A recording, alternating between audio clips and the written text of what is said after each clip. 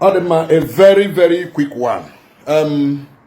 Our foundation, Nchakwando Ogbonye Foundation, has received a very disturbing report for the past 14 days now.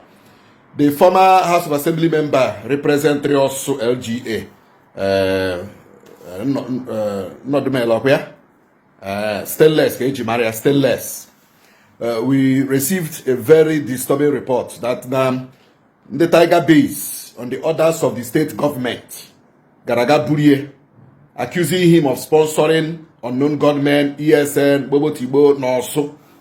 I want to say one thing. Otu am now on Sonkwa 2021, 2022, 2023, even till date, 2025. Onwegi ihe wo advocacy for peace Norso kwadade hawe. Esom nande no na abamba. That's that government of Imo State should engage these people, not anymore here, in terms of amnesty. And within that period, the House of Assembly member who was still less was also trying his own best to make sure that a peace, no also LGA, because also you got to go also LGA. So I was also aware of all the effort to make sure that the peace returns to us. I am aware of also initiative of also initiative groups to make sure that they want a peace. No also. And I'm not still less so House of Assembly member and also was also instrumental to making sure that there is restoration of peace in also Ubua. I was earlier when you sponsor ndị unknown gunmen and also. I was earlier when you sponsor ndị ụmụọma na also. Government eburie. Unu agwabanye ihe unu bu n'obi buru that guy yo. Unu agwabanye ihe unu bu n'obi buru that guy. And let me tell the government of Imo State, ihe ọbụla mere stainless na Tiger Base we will hold you, the governor and the police, the commissioner of police and Ola. We will hold you people responsible. We will hold you people responsible. Ihe ọbụla mere stainless. The constitution is clear in the arrest of a citizen of this country. The constitution is very clear. 48 hours, you charge the person to court. Now, when they jail this guy now, for the past 2 weeks, now when they jail you, Tobaga at Tiger Base, they are on a Tiger Base now. And from the information we are gathering, Onaze Kutumo Ofuma, he's having a breathing problem. Yeah, a former House of Assembly member. You people ain't have any evidence against that guy. Let me tell our people the truth. I don't know when they get amnesty. Okay? I don't know when they DSS get amnesty. We saw the video where they were giving amnesty. Now, onye ozianda anonymous has say hapota ke nye amnesty. Una shi no ya na sponsor. Because I know some allegation unu boge stainless. The guy that is making frantic effort to restore peace in also LGA bu ben na kudu je buru with allegation boy allegation unu buru or allegation na ekwu na court. Oburu Imo State government and the Tiger Base and police, they very convinced that is stainless na sponsor ndị unknown gunmen and also kedu ihe meru na acho be pop ya court pop ya court ka to ya mkporo unu ewere do na Tiger Base for the past 14 days. Britain ya na ara ya ahụ to breathe and another guy. That guy will very serious health complication na Tiger Base. Ya won na Tiger Base.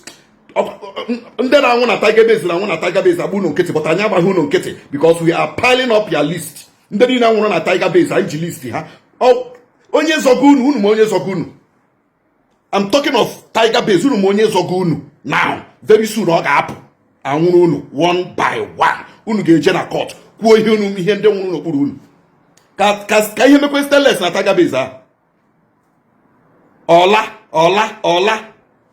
Ka ihe mekwe stainless na Tiger Base. Kida sisi na from the government house. The government house say detain him. The government house say detain him. Let something happen to stainless first. Let his health fail him. Let us hear bad news. That is stainless like others that have been dying in that detention. Ki ihe mego di stainless. Okuna ada anonte, Imo State Police Command, una ada anonte, or lie da anonte. Ida anonte, ene na gesi from government house, order from government house. onye ahụ na-enye gị order from government house unu ga-adị ready ịbịa gwa the world ihe megodi stainless we have anya compile go list ndị nwụrụ n'aka unu. We have compiled list of ndị nwụrụ n'okpuru ọla. Stainless Chineke nsogbu unu ka Chineke dowe stainless ndụ, but we are warning you people. You people should release stainless or you take him to court. This is how you people will arrest people and you dump somebody there. Una ga ama na ndị mmadụ ama na unu do dump mmadụ there. Una dump ndị mmadụ there, ndị mmadụ anọrọ ebe a na-anwụ. Stainless is not just an ordinary citizen of this country, a former House of Assembly member. Ọ bụrụ na ọ na sponsor unknown gunmen. In fact, unu kara ije teach ndị ọzọ lesson. Eburu ya ozugbo gaa court. Tiger Base awụ ebe o kwesịrị na prison. Tiger Base awụ ebe o kwesịrị na prison. Otu rushi buru m gaa prison, buru ya gaa prison. Let the court decide. That is what we are saying. Una do ezile mmadụ na Tiger Base. That place is not a place that the constitution says you should keep somebody that is a suspect after 14 days. Una ka hapụ ya dia. Ịma na-ekwu una na-eme ka onweghị ihe unu ma, but unu ga-amata ihe very soon. Ọkwa ọchịchị anọ na ọ ga-agbari very soon ya ala. Ọ ga-ala very soon. Then ya lazi unu ama ihe unu mere onwe unu. We are warning you people. We are warning you people. Unu ji stainless. Ọ bụrụ na stainless metere ihe nga si kpọrọ ya ga ụlọ ikpe ka atụọ ya nga, ya nọrọ ebe ahụ nwụnahụ unu n'aka. Oho ndị Imo State n'oru m, Nigerians n'oru, we are forwarding this message to Amnesty International, we are forwarding this message to United Nations, we are forwarding this message to federal government, so that can exactly the kind of government they were in Imo State, a government that does not respect fundamental human rights of the citizens. Onye meele ihe unu akụrụ onye ahụ kukpuo na prison through the jurisdiction of ụlọikpe. To be forewarned is to be forearmed. Anaghị ekwulie now. Anaghị ekwulie. A lot of people are nwụọla na Tiger Base. A lot of people are nwụọla na Tiger Base.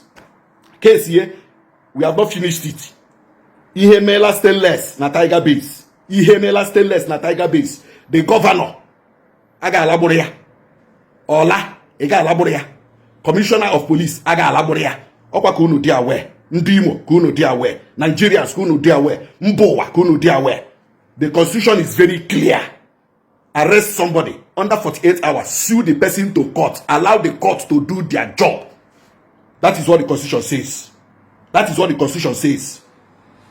Una dowe mmadụ nga with no remand. When court she remand the aya, una happen mmadụ for 14 days ya nọ na Tiger Base. Now his health is failing him. Echi una ashim no rugolu police. Una ashim no onye shi government house kpọ shi no happy adia. Onye ahụ shi government house kpọ unu mgbe ọ ga-esi eti ya bịakwa bịa kpochitere unu ọnụ unu. Ya bịakwa bịa defend unu when the time will come. Release him stainless. Release him stainless. Release him stainless. How many times? Or una send ya to court. Ka atụọ ya mkpọrọ. Ekwuchakwa m. Okwu otu m na-eshi ekwuye. Echi na ya dawa unu. Nọnso kwabege ka ọzọ. But unu hụ ihe ri unu agaghị eme. When nọnso kwa begin to voice it out now. Unu agbagharịwa. Unu amaliwe elu. Ka ihe mekwe stainless.